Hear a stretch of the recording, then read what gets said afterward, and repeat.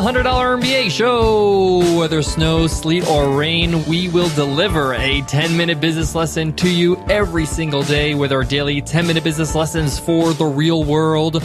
I'm your host, your coach, your teacher, Omar Zenhom. I'm also the co-founder of the $100 MBA, a complete business training and community online. And today's lesson is part 2 of our 2-part lesson on how to create a clothing line business. If you haven't listened to part 1 yet, pause this episode right now and listen to part 1, yesterday's episode. In today's episode, we're going to get through the next 4 steps, the last 4 steps that complete our 7 steps of creating a clothing line business. We put out our prototype, we got our feedback, and now it's time to roll up our sleeves and create our product. How do you find your materials? How do you find your workforce to do this for you? How do you find the funding for your business? And how do you get this thing on sale? How do you sell it to the masses? We talk about it all in today's episode. So roll up your sleeves and let's get down to business. Today's episode of the $100 MBA show is sponsored by HostGator. Guys, if you're looking for an all-in-one website hosting solution, stop looking. HostGator is the way to go. We use HostGator for both the $100 MBA and Webinar Ninja because we love their all-in-one solution. Not only do they help you with your hosting, domain names, and SSL certificates, they can help you out with design services, marketing services, and their support is top-notch. And HostGator is giving every listener of the $100 MBA show 30% off. That's insane, guys. Head on over to HostGator.com/MBA30. Again, that's HostGator.com/MBA30. Guys, let me take a few seconds to recap the first 3 steps of creating your clothing line business. We talked about coming up with a gotta-have-it item, an item that people really want, that they really are interested in. Then we talked about step 2, developing the design, getting it sketched out, even if it's just a rough sketch. And then step 3 was making a prototype. We discussed in yesterday's episode how to do that so you can get some feedback about your idea in real life by real people. All right, that brings us to step 4. And that's sourcing your materials. Now, depending on what kind of clothing you're selling, there's a difference between selling t-shirts or dress shirts for men or skirts for women. Different pieces will need different materials. So you're going to have to do some legwork in terms of sourcing the right fabric and the right materials for your product. Now, let me explain what I mean by fabric and materials. If you're doing something as simple as graphic tees, then you have to source the best quality t-shirt you want to use. You're also going to have to source the actual quality of the printing, the screen printing, or if you're doing embroidery. Now, if you're doing something a little bit more complicated than a t-shirt, let's say, for example, a men's dress shirt or a woman's dress, there are other materials that are involved other than the fabric. Let me give you an example. In our clothing line, we used to create men's dress shirts. And with a dress shirt, there's a lot of different materials I need to buy. So first of all, there's the fabric of the actual shirt, whether it's a mix of cotton and polyester or if it's linen. But then there's the actual buttons. In fact, buttons are really, really important in a shirt. Or when the buttons are not really great quality, that also sticks out and they fall off. Then you have the threading that holds your things together, that puts the shirt together, as well as puts the buttons on the shirt. Then we have the cardstock that holds the collar up. This is especially important with the dress shirt because dress shirts get washed a lot and the collar has to look really good with a tie.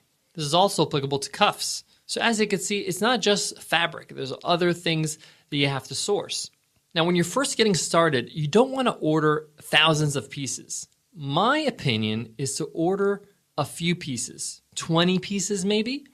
And I would maybe take one product, let's say a shirt, and produce it in 2 different colors. Or even just one color is fine, but a variety of sizes. And I would go with the basic sizes, small, medium, large, and extra large. You can even skip out on the extra large if you feel like it, just at the start. So you might find out you might not even need 20, maybe even 15 pieces is fine. Now, where are you going to source these materials? I would go local in a local fabric shop, whether it's Michael's or Rag Shop, depending on where you are in what country. You should find some place that sources fabric locally. A craft store usually has these. Now, my advice is when you're sourcing materials, don't buy a whole bunch of material right away. Just get enough for one shirt. Again, we're going baby steps. You had your prototype. And that was created and sourced by somebody else. Now you're going to get to the nitty-gritty details and source the right materials so your prototype version 2 is closer to what you're actually going to sell. So get enough materials for one piece. That brings us to step 5. Find a factory or a tailor. A factory is more for mass production, and you'll find that when you're producing clothing, most factories will not accept orders less than 500, 1,000, even 2,000 pieces. I know this firsthand. And in fact, we never actually went the factory route. I actually hired my own tailors and grew slowly. But there should be a local tailor somewhere around, like we mentioned, in your town that can actually create your first piece with your source materials and then your first 20 pieces. It's going to be a little bit more expensive per piece, but again, you're going small right now, and it's going to be a lot smarter than you going factory and ordering 1,000 pieces that you just don't know if they're going to sell or not. That's a huge startup investment you don't need to spend right now. Now, when you're sitting there with a tailor, or if you're on Skype for that matter, if you're somebody that's far away, be explicit about what you want. Again, makersroad.com is good for this as well. Check them out.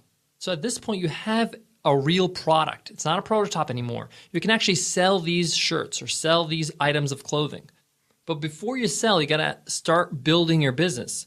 And that's going to take funding. Now, you know that I personally do not believe that you need to get funding from external sources. And you can start very small with very little funding of your own.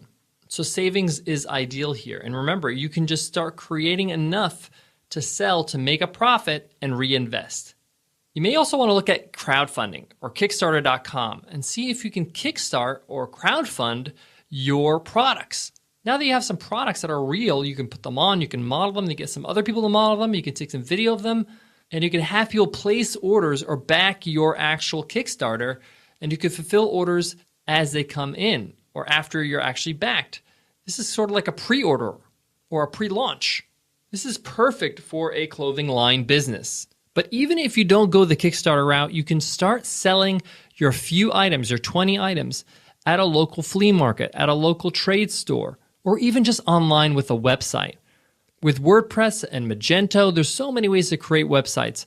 In fact, our sponsor today, HostGator, has one-click WordPress installs. So you can get WordPress up and going, and you can just install a theme that's for a clothing store, and you're up and running in no time. I do have to say, you need to make an investment in photography. Get some quality photos of your products, because in those types of websites, a lot of people zoom in and look at the actual clothing in detail, and your photos have to be top-notch. The resolution has to be great. This brings me to part 7, selling your product. A lot of people feel they have to have a brick-and-mortar business, a physical store, in order to sell clothing. I could tell you firsthand, we ran a very, very successful clothing business being completely online. But we also went to a lot of clothing trade stores, a lot of conventions. So we got our clothing in the hands of customers, and we got feedback. And we also took some pictures of people wearing our clothing.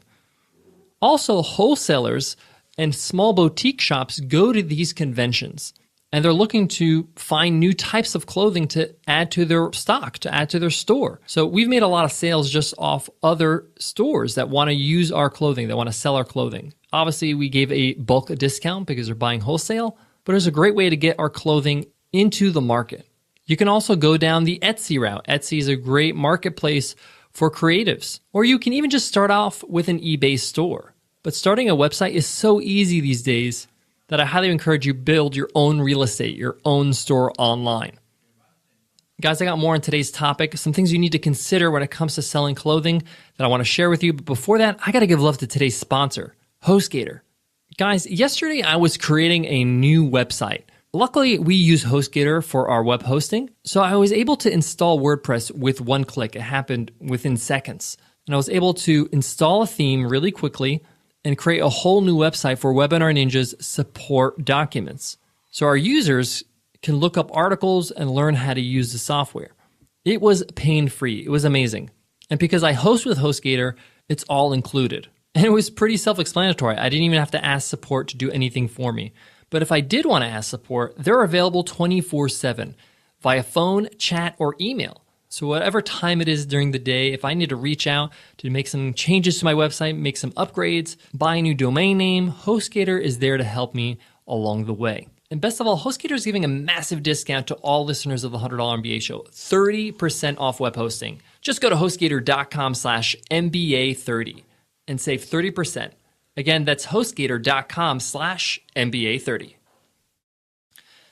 Guys, when you're selling clothing, it's a physical product. So you're gonna have to think about some things like shipping. How are you gonna ship your products to your customers? Obviously, if you're just getting started and you're in America, the US Postal Service is an option, or you can go FedEx or UPS. That's if you're sending things on your own. You may wanna do a flat fee for shipping or include free shipping on orders that are above a certain amount, maybe $100, $200, or you can calculate shipping depending on the distance. And once you start mass producing and you start selling out of, let's say, a warehouse rather than your own garage, I recommend you check out ShipWire. We used ShipWire before, and they're a fulfillment service. That means you send your products over to them. They have certain requirements of the packaging and the way you label your packages. You have to put a SKU, a special number for each item, and they basically create an inventory. And you hook up your ShipWire account to your website, so when somebody actually places an order, ShipWire automatically is notified and is shipping that item straight to your customer. You don't have to do anything. And in fact, it saves you money because ShipWire gets some really great rates on shipping because they do this as a business. They also handle returns. So if somebody's returning something, they can send it back to ShipWire and they process that return, putting it back in your inventory. There's a lot of fulfillment services out there, so do your homework. ShipWire is the option we used when we had the business some years back. The other thing you have to consider is, where are you producing your products? Where are you actually manufacturing them? If you're manufacturing them locally in the country that you reside in, then you're not gonna have to worry about custom tax. So keep that in mind. But if you are producing outside your country, you're gonna have to pay for custom tax as you ship them into the country you live in or the country your customers live in. Now, sometimes when you're mass producing at a certain level, the custom tax is a tax you're willing to pay because you're saving so much money producing overseas. But maybe when you're first just getting started, even the first few years, it makes more sense to actually produce locally. So keep these things in mind as well. The last thing I want you to keep in mind is that with fashion, with clothing, you gotta keep things fresh. Don't overproduce stock that's gonna sit there for months on end. Clothing and fashion is seasonable. Yes, you're gonna have your tried and true products that sell and they're classics that people love, but that's the exception, not the rule. So produce in small batches and keep things fresh. All right, guys, that wraps up today's lesson. I hope you enjoyed this 2-part lesson on how to create your own clothing line business. Guys, remember, tomorrow is Free Ride Friday, where we give away a free ride, a free lifetime membership to the $100 MBA Training and Community. If you want to enter our weekly random draw to win a free ride, just leave us an iTunes rating and review on iTunes. If you're on your iPhone, just click on the cover art and click on the link that says give us a rating and review. If you're on any device, a laptop or computer, just go to a browser and go to 100mba.net/show. All the instructions are right there. That's it for me today, guys. But before I go, I want to leave you with this. In my personal experience, clothing is not the easiest business. It's a tough business, but it is very rewarding. And if it's your passion and if something that you really enjoy doing, then go full steam ahead. But take your time. Don't make huge decisions. Don't make huge orders when you don't need to. Keep it small and grow slowly. I can't tell you how much money I lost in the past because I ordered too much. Believe me, being out of stock is better for your business than being overstocked. Having a limited amount of your actual product can really show your customers that there is a scarcity in your business and that they should buy when it's available. All right, guys, I hope that helps and I hope to see you in tomorrow's episode. I'll see you then, guys. Take care.